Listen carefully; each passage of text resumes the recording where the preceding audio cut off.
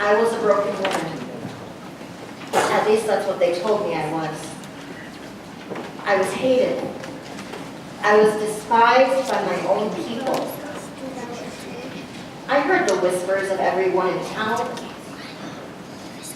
The weight of my shame caused me to withdraw from everyone most of the time. It was just too hard to deal with all the stares and the whispers. My isolation was becoming my only solace and my only friend. I had even taken to only drawing water for my family at noon from our ancestor Jacob's well. Even though it was so hot, it felt as though you were suffocating.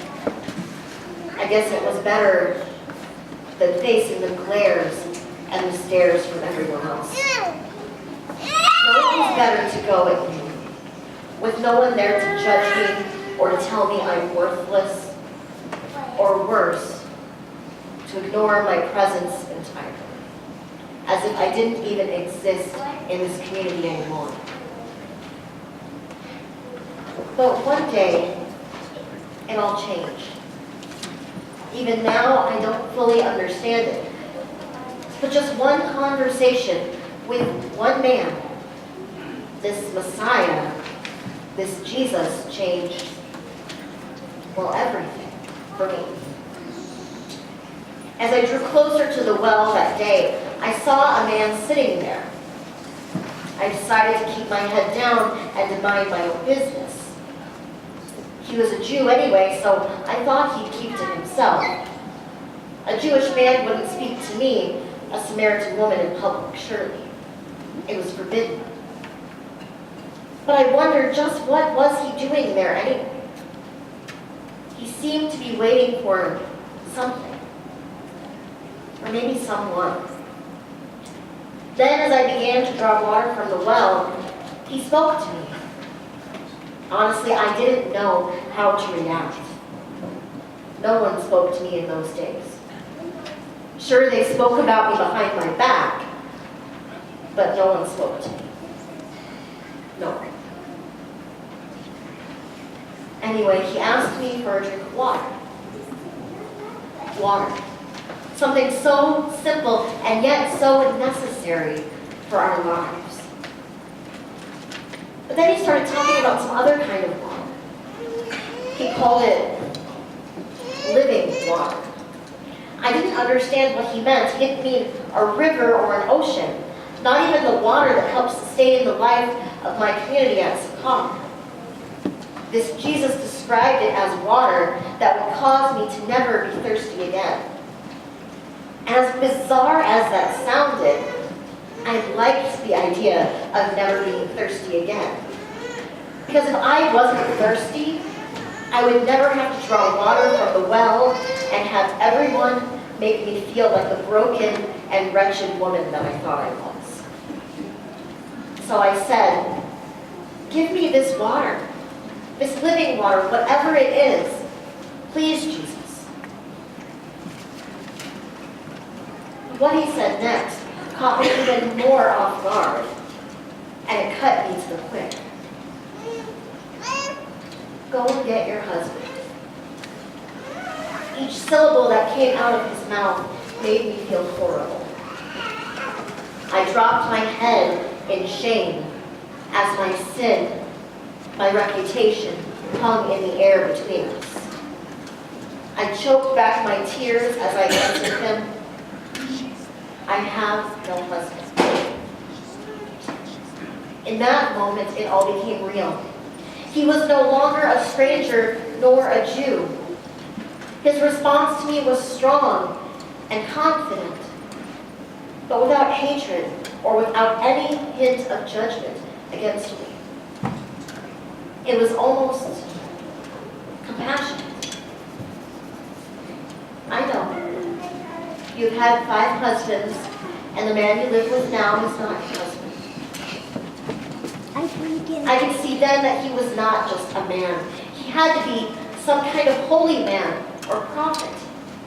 He just had to be, if he knew these things about me. What else did he know? I grew uncomfortable. I had to change the subject. So I asked him some holy question instead, hoping that he would focus on something, anything else other than me. I couldn't handle the way he seemed to look right through me and know my very soul. This holy man, this prophet, was no fool. He knew what I was trying to do. But instead of looking at me with the same hatred and contempt that I've been met with daily by my neighbors, Jesus looked at me with love. He looked at me with compassion. He looked at me with tenderness. Something I had never before experienced before that day. His eyes were clearly showing me that I had value and worth. Then he revealed himself to be the Messiah, the Son of God, the one that my people had been praying for, the one that I had hoped and prayed would save me from my shame, my sin, and my mistakes. I knew it was true. I knew this Jesus was more than some crazy soothsayer, holy man, or prophet. This man was who he said he was. He was, is the Messiah. The moment it all hit, the moment I knew he truly was God's son, I bolted away from Jacob's well. I swear I've never moved more quickly in all of my life. I sprinted the whole 5 miles into town to tell anyone and everyone what had just happened. I know I must have sounded crazy talking to the people who had hated me so openly. But in that moment, I didn't care. What they thought of me didn't matter one bit anymore. I was overwhelmed by the experience I just had with Jesus, changed by being in the presence of the Son of God. I was no longer the same woman. Whatever change Jesus made in me that day caused the people in Sychar to be curious enough to go and seek him out as well. They all spent a couple of days with him, listening and learning. And they came back transformed too.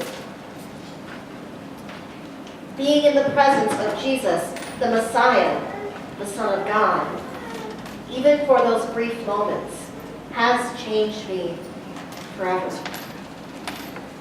He gave my life value and purpose. He made me a new creation because the old and sinful one was gone and the new had risen from this living water. From this new life Jesus gave to me that day and later gave to those who once despised, judged, and rejected me.